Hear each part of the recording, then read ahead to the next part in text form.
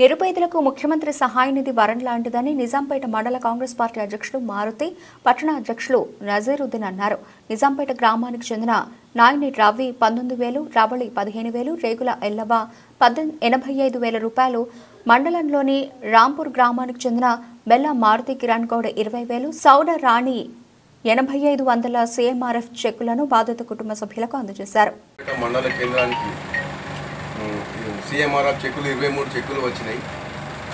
దానిలో భాగంగా ఈరోజు నిజాంపేట మండల కేంద్రానికి నిజాంపేట పట్టణానికి సంబంధించిన నాయన్ రవి ప్లస్ రేగుల ఎల్లవ తర్వాత రవలికి CMR చెక్కులు మన గౌరవ ఎమ్మెల్యే రోహిత్ రావు గారి సహకార్యంతో ఈరోజు చెక్కులు మా మండల నాయకులు కార్యకర్తలు కలిసి ఈరోజు వారికి ఇవ్వడం జరిగింది. కావున మా మండలం తరపు నుంచి కార్యకర్తల తరపు నుంచి మా గౌరవ ఎమ్మెల్యే మా మైనంపల్లి రోహిత్ రావు గారికి ప్రత్యేక ధన్యవాదాలు తెలియజేస్తున్నాను.